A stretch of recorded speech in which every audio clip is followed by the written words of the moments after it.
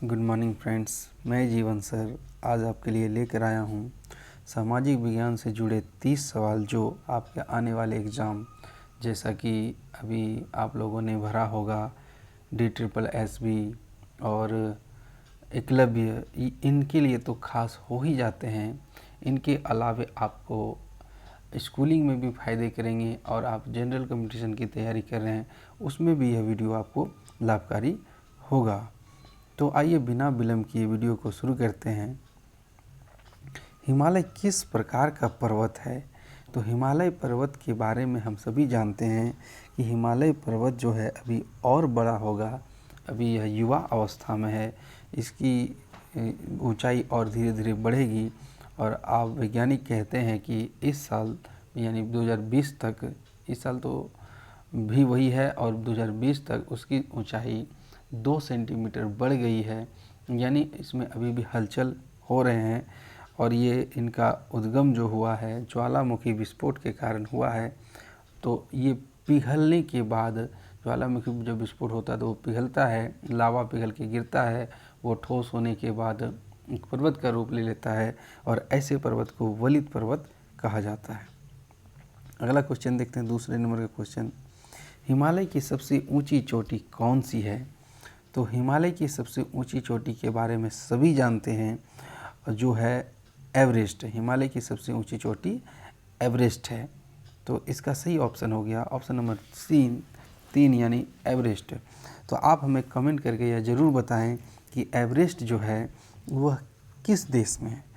तो एवरेस्ट जो है वह किस देश में है? अगला देखते हैं, भारत की सबसे ऊंची चोटी कौन सी है? तो भारत की सबसे ऊंची चोटी वह है जिसको हम 3 नामों से जानते हैं। एक है काराकोरम, दूसरा है, उसी का दूसरा नाम है गॉडविन ऑस्टिन और इसी को तीसरे नाम से हम जानते हैं, इसका तीसरा नाम है K2। K2 यानी के और डैश 2। जैसे कि हम अगर K2 की बात करें तो K2 यानी K फॉर कारा और K फॉर कोरम। ये काराकोरम के भी नाम से जाना जाता है और इसे हम गॉडविन ऑस्टिन के भी नाम से जानते हैं।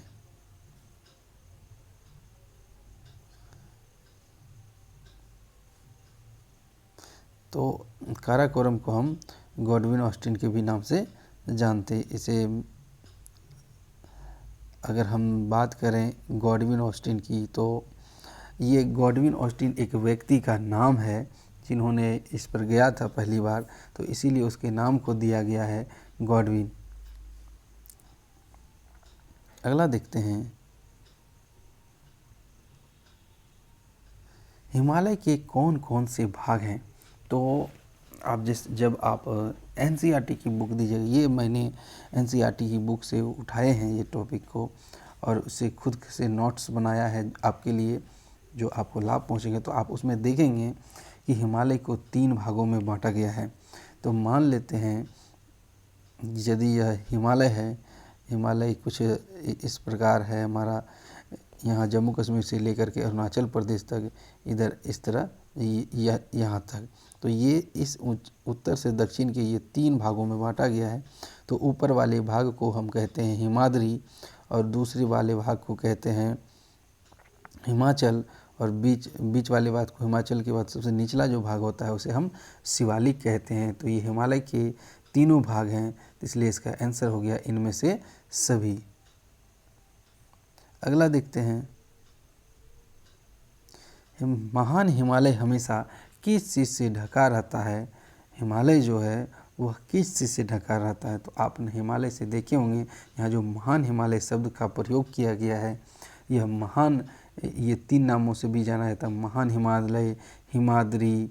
तो ये हिमालय के ही उपनाम हैं। तो महान हिमालय जो है वह दूसरे नाम से, यानी उसे हम कहते हैं हिमाद्री, हिमाद्री कहते हैं। तो देखिए, तो हिम मीन्स होता है, हिम मीन्स बर्फ़ और आद्री मीन्स होता है ढका हुआ। तो हिमाद्री क्या हो गया, वह किस चीज़ से ढका हुआ होगा? यह ढका हुआ होगा बर्फ़ से।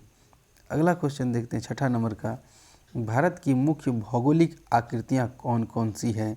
तो भारत में आप देखेंगे जब भारत की बात की जा रही है तो अब कुछ इस प्रकार का, रुकिए इसके हम इरेज कर लेते हैं पहले, इरेज ऑल। अब एक नक्शा बनाते हैं भारत का।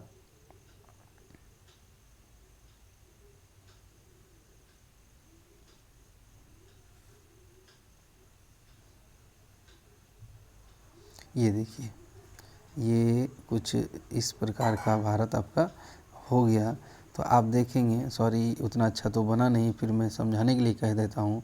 तो हिमालय की कौन कौन सी आकृतियाँ आप देख लीजिए। ये वाले हिमालय भाग में आपको हिमालय, ये उत्तरी भाग में आपको हिमालय मिलेंगे, उसके ठीक नीचे गंगा का मैदान मिलेगा। और ये देखिए इस त्रिभुजाकार आकृति इस प्रकार की आपको मिलेगा पठार। तो आप इनमें से सभी ऑप्शन को ध्यान से देखें। ये भारत की भौगोलिक आकृतियां हैं और भारत ही एक ऐसा देश है जहाँ पर इतनी प्रकार की आकृतियां मिलती है। इनमें एक दो आकृति और है, जैसे यहाँ गंगा का मैदान, सॉरी यहाँ पर आपको मिलेगा राजस्थान पस्थार मरुस्थल, और ये किनारा और ये किनारा ये पश्चिमी घाट हो गया, ये पूर्वी घाट का मैदान है। तो कई प्रकार की यहाँ पर आकृतियाँ मिलेगी आपको। मैंने 3 ही लिया है, तो ये ऑप्शन आप देखिए, ऑप्शन सभी इसका सही हो गया। अगला है, हिमालय की सबसे बाहरी श्रृंखला को किस नाम से जाना जाता है। अभी हमने बताया था हिमालय की 3 श्रृंखलाओं के बारे में। तो पहला श्रृंखला यानी ऊपर वाले भाग को कहते हैं महान हिमालय या हिमाद्री कहते हैं। दूसरे वाले भाग को आंतरिक हिमालय कहा जाता है, जिसे अभी मैंने थोड़ा देर पहले हम लोग ने देखा कि उसका दूसरा नाम हिमाचल भी होता है। और सबसे निचले वाले हिमालय को शिवालिक कहा जाता है। तो आप इस तरह देखिए कि इनमें से कौन सा ऑप्शन सही हो रहा है। तो इसमें से आप देखेंगे कि 2 नंबर का ऑप्शन यानी शिवालिक सही हो गया।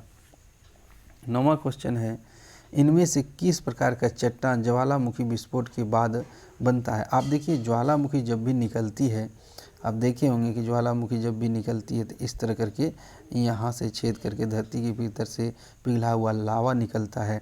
तो कहीं ना कहीं वो आग ही तो होता है ना, उसमें आग है तभी तो वो पिघला हुआ है। तो ये आग से बना है आग्नेय चट्टान, यानी अगला आप देखेंगे इसका सही उत्तर हो जाएगा आग्नेय चट्टान। 10वां नंबर का सवाल लेते हैं, उसको देखते हैं। भारत में गंगा नदी की लंबाई लगभग कितनी किलोमीटर है। तो भारत में गंगा नदी की लंबाई लगभग 2500 किलोमीटर है। 11 नंबर का सवाल देखते हैं, अंडमान निकोबार द्वीप समूह की राजधानी निम्न में से कहाँ है। तो अब अगर अंडमान निकोबार की स्थिति को मैप में देखेंगे तो आपको कुछ इस प्रकार दिखेगा। देखिए ये हो गया तटीय प्रदेश, यहाँ पर एक बंगाल की खाड़ी आपको मिलेगी, यहाँ पर बे ऑफ बंगाल। तो यहीं पर इस इलाके में यहाँ पर श्रीलंका, यहाँ श्रीलंका हो गया। और इस इलाके में आपको मिलेगा अंडमान निकोबार द्वीप समूह, और जिसकी राजधानी है पोर्ट ब्लेयर। और इस साइड में आपको मिलेगा अरब सागर में लक्षद्वीप। तो इसका सही आंसर हो गया पोर्ट ब्लेयर। अगला क्वेश्चन देखते हैं, हिमालय पर्वत की आकृति जम्मू कश्मीर से लेकर अरुणाचल प्रदेश तक किस प्रकार की, यानी इसकी जो आकृति है। तो आप देखें अभी थोड़ा देर मैंने पहले बताया कि हिमालय जो है इस प्रकार की आकृति वाला है, इस प्रकार की आकृति वाला। यानी यहाँ जम्मू कश्मीर से लेकर और यहाँ जम्मू कश्मीर हो गया और यहाँ पर अरुणाचल प्रदेश। तो आप देखिए कैसा दिख रहा है, ये चांद की जैसा तो दिख नहीं रहा है, गोल भी नहीं दिख रहा है, चिपटा भी नहीं है, ये कैसा है, ये है अर्धचंद्राकार। तो इसका सही उत्तर हो गया अर्धचंद्राकार। अगला है, कौन सी जल संधि भारत और श्रीलंका को अलग करती है। अब भारत और श्रीलंका का बात करें तो आप देखिए इस तरह, अगर भारत का यहाँ पर आपको श्रीलंका दिखेगा, तो बीच में यहाँ पर ये वाले भाग को देखिए, बीच में यहाँ पर एक जल संधि है, इसी का आपको नाम पूछा गया है। तो इंग्लिश चैनल यहाँ पर नहीं है, इंग्लिश चैनल है आपका यूरोप में, तो इंग्लिश चैनल होगा नहीं। और भारत जल संधि नाम की कोई संधि है ही नहीं, इसको बोलते हैं पाक जल डमरू मध्य। तो आपका सही उत्तर हो गया पाक जल डमरू मध्य।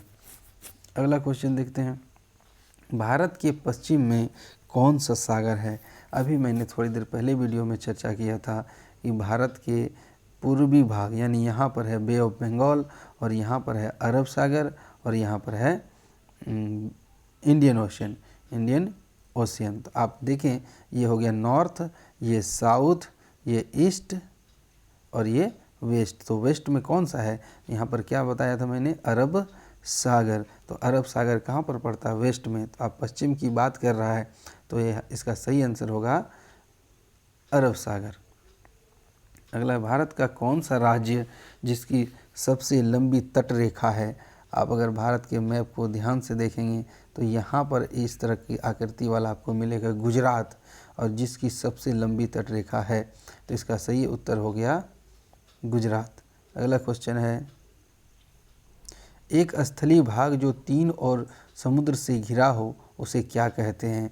अब इस आकृति को ध्यान से देखिए, इधर अरब सागर हो गया और इधर बंगाल की खाड़ी और इधर हो गया इंडियन ओशियन यानी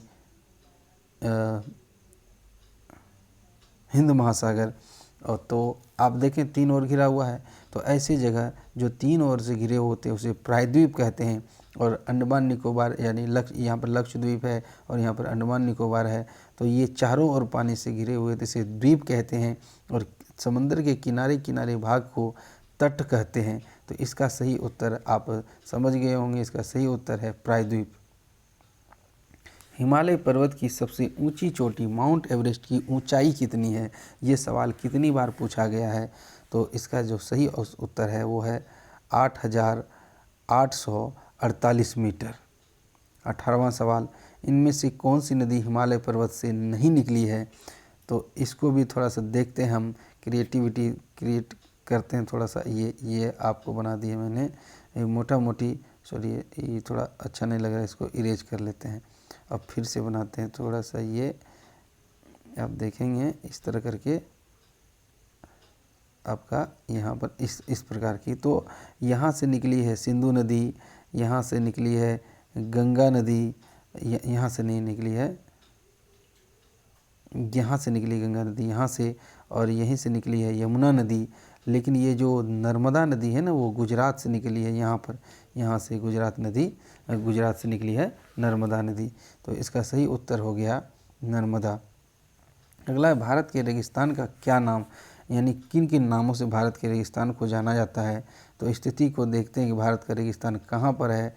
जब आप गुजरात को देखेंगे तो गुजरात के ऊपर में यहाँ पर आपको राजस्थान मिलेगा, और यही वाला इलाका जो कि पाकिस्तान की ओर लगभग करीब में है, तो ये वाला इसको हम थार मरुस्थल भी कहते हैं और भारतीय मरुस्थल भी कहते हैं। तो यह दोनों ऑप्शन हमारा सही हो जाता है, तो इसलिए 1 और 2 दोनों। अगला है, गंगा नदी का उद्गम स्थल कहाँ है।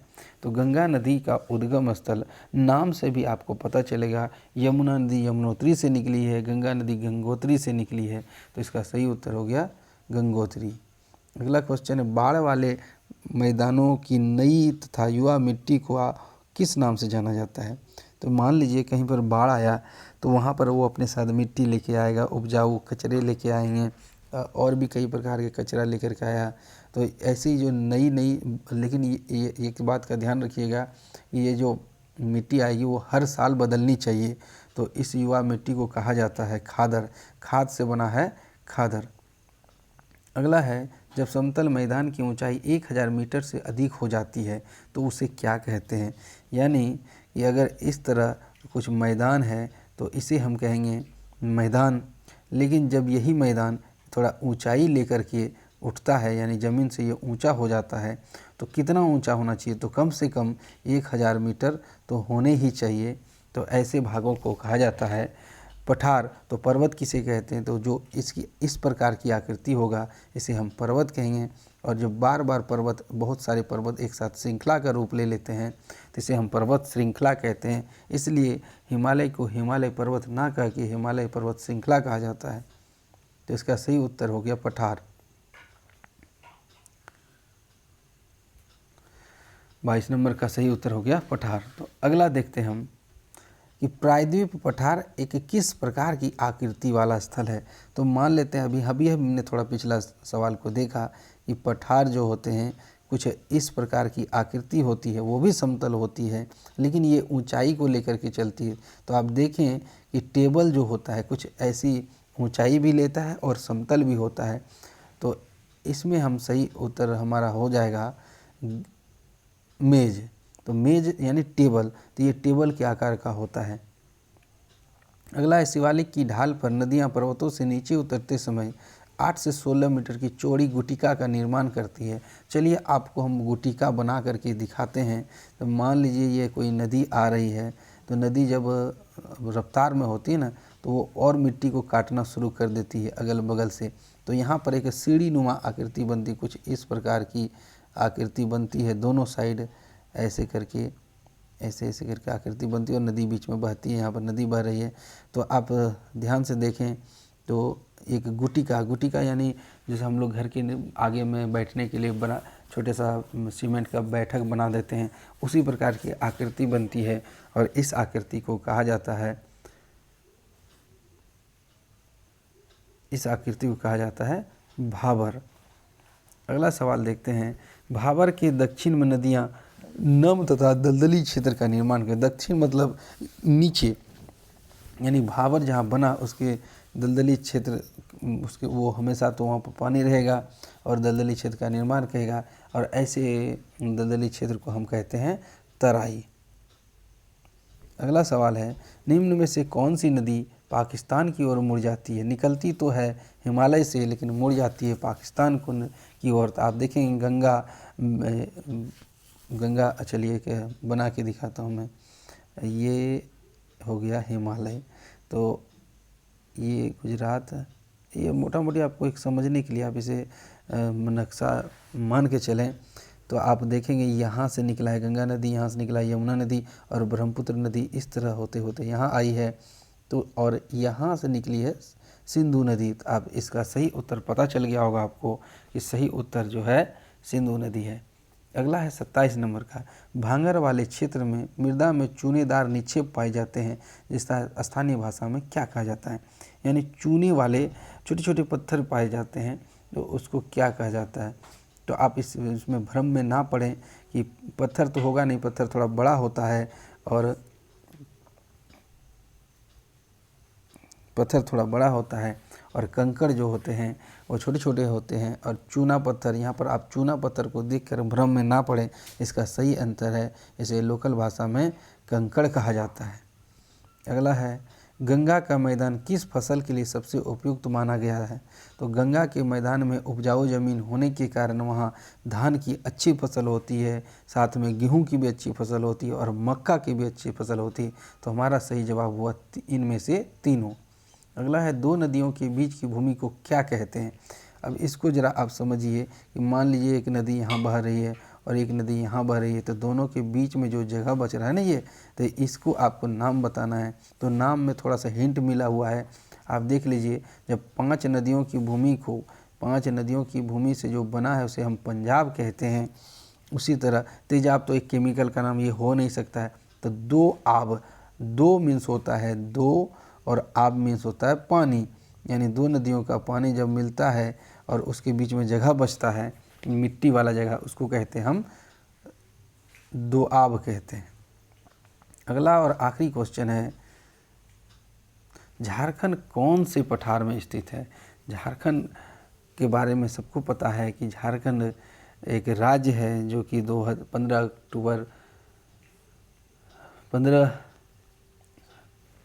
15 नवंबर 2000 को ईस्वी को बना था। तो आप देख लें कि यह कौन से पठार में स्थित है। तो आप देखेंगे कि यह नागपुर का पठार जो है उसमें नहीं है, उसका एक भाग है जिसे हम छोटा नागपुर का पठार कहते हैं, वहाँ पर ये है। तो आप अगर हम नक्शा से देखें तो यहाँ पर देखिए, ये हो गया आपका भारत। ये थोड़ा मैंने इस बार अच्छा नक्शा बनाने की कोशिश किया, क्योंकि बार बार नक्शा ख़राब बन रहा था, क्योंकि ये मार्क हाथ से थोड़ा बनाना मुश्किल हो जाता था। अब ये नक्शा है तो आप देखेंगे कि यहाँ पर जो है, यहाँ पर आपको मिलेगा मलावा का पठार, और ये इस इलाके में मिलेगा नागपुर का पठार। और यही पठार जब झारखंड वाले इलाके में पहुंचा है तो इसे छोटा नागपुर के पठार से जाना जाता है और ये भाग आपको दक्कन का पठार कहलाता है। तो उम्मीद करता हूं कि आपको यह वीडियो अच्छा लगा होगा।